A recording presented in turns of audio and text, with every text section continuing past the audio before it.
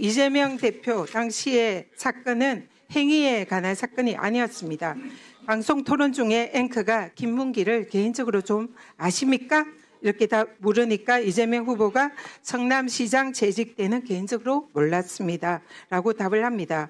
아무개를 모른다는 것은 주관적 인식과 기억입니다. 그렇기 때문에 행위만 처벌하는 공직선거법 대상이 아닙니다. 반면 윤석열 후보는 김만배와 개인적인 친분이 없다라고 했는데도 불구하고 이재명 후보와 똑같은 사안임에도 불구하고 이것은 의견 표명에 불과하다라고 불기소를 했습니다. 명백한 이중잣대입니다. 질의하겠습니다. 조용히 해주십시오. 조용히 해주세요. 질의하겠습니다. 조용히 해주십시오. 네. 국민들께서 묻습니다. 왜? 판결에 유무죄 당위성을 묻는 게 절대 아닙니다. 왜 대선 한복판에 정치에 뛰어들었는지 절차 문제를 묻습니다. 대선 한복판에 대선 개입을 하는 그 대법원 판결이 왜 사상 최단 시간에 이루어졌냐? 과연 7만여 쪽에 달하는 기록을 대법관들이 다 읽었나? 충분한 수기 절차가 있었나? 이것을 국민들께서 질문을 하는 것입니다. 대법원 전합 판결이 이번 이재명 대표 사건은 사상 최단 기간입니다. 왜 이렇게 했을까요? 공직선거법은 당선될 목적으로 후보자 측의 행위에 관해서 허위사실을 공표했을 때 처벌합니다. 그런데 이재명 대표 당시의 사건은 행위에 관한 사건이 아니었습니다. 방송 토론 중에 앵커가 김문기를 개인적으로 좀 아십니까? 이렇게 다 물으니까 이재명 후보가 성남시장 재직 때는 개인적으로 몰랐습니다. 라고 답을 합니다. 아무개를 모른다는 것은 주관적 인식과 기억입니다. 그렇기 때문에 행위만 처벌하는 공직선거법 대상이 아닙니다. 이재명을 당시에 수사한 검사도 당시 참고인 조서를 작성을 하면서 몰랐다, 기억나지 않는다는 주관적 인식의 영역이라 허위라고 볼 수 없다라고 사실상 자백한 바 있습니다. 그런데 검찰은 이것을 기어이 기소하고 말았습니다. 윤석열 정권의 정적 죽이기, 정치 탄압에 검찰의 부당한 기소였습니다.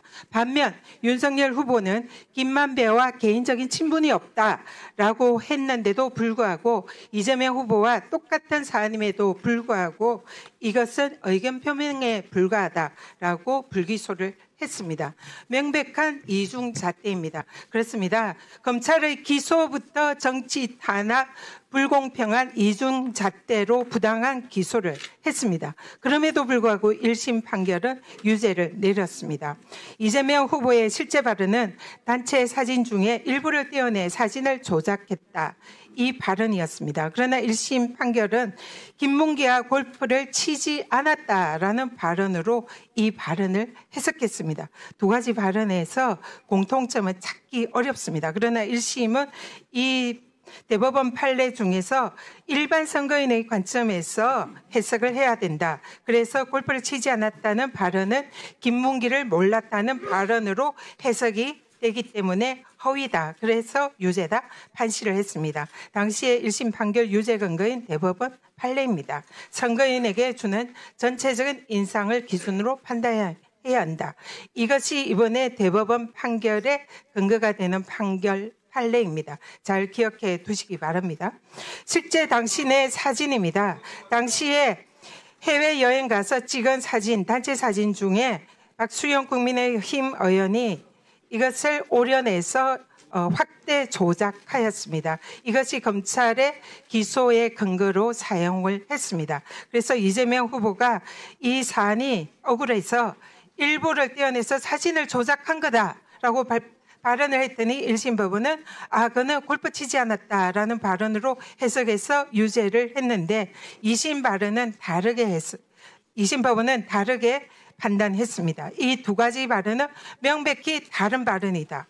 1심 판결은 유추 해석과 추론 해석 금지 원칙에 위배된다. 이렇게 판결을 했습니다. 제가 정말 묻고 싶습니다. 이 두 가지 발언이 과연 같은 발언으로 보이는지 사실 질문을 드리고 싶습니다. 2심 판결의 무죄 근거는 대법원 판례입니다. 공직선거법의 허위사실 공표는 주관적 사정은 겉으로 드러나지 않는 이상 해석에 고려할 것은 아니다.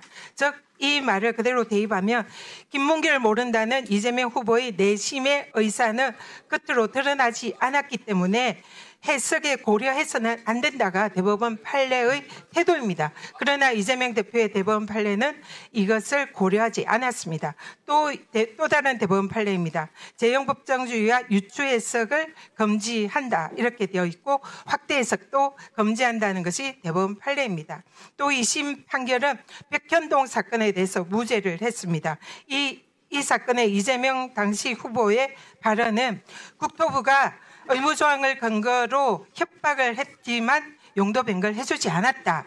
그렇지만 별도로 식품연구원 백현동에 대해서는 법률상 요구여서 용도 변경을 해주었다. 이것이 실제 발언입니다. 그러나 검찰의 공소는 짜집기 했습니다. 1번과 2번 발언의 일부만을 짜집기 해서 사실관계를 왜곡했습니다. 국토부가 의무조항을 근거로 협박해서 식품연구원 부지를 용도 변경해 주었다는 전혀 하지 않은 발언을 한 것입니다. 그래서 여기에 대해서는 2심 판결에서는 허위로 무죄 판결을 한 것입니다. 2심 판결의 무죄 근거는 또 다른 대법원 판례는 다소 과장이 되어도 허위로 볼 수가 없다. 그리고 목적을 추론해서는 안 된다. 추론하는 것은 위법하다. 따라서 이 내용은 짜집기한 이 내용은 대법원 판례에 의해서 당연히 무죄입니다. 그리고 2심 판결의 또 다른 헌재 판례 무죄 근거도 있습니다.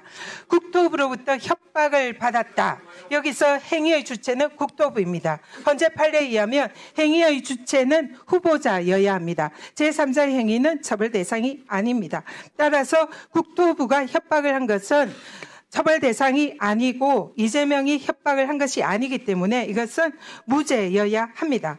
그리고 또 다른 헌법 대법원 판례에 의하면 선거 토론 중에 한 발언은 일방적으로 적극적으로 허위 공표를 해야 합니다. 그러나 이재명 후보는 앵커의 질문이나 사회자의 질문에 소극적으로 답을 한 것이지 고의적으로 답을 한 것이 아닙니다. 그렇기 때문에 기존의 대법원 판례와 헌재 판례에 의하면 명백한 무죄임에도 불구하고 유죄 판결을 했습니다.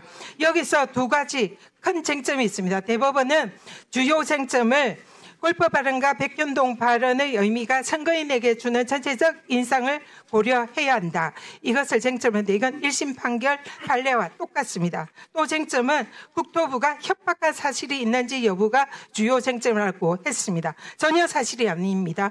이재명은 당시에 국토부의 협박을 받았다고 인정을 했습니다. 그럼에도 불구하고 용도 변경을 해주지 않았다는 것입니다. 따라서 대법원에게 국민들이 이재명 후보의 무죄할 결심을 가지고 네, 전현희 의원님 정리해 주십시오. 무죄할 결심으로 지금 기다리고 있는 게 아니냐. 이것이 대법원에게 지금 국민들이 묻고 싶은 말씀입니다. 대답해 보십시오.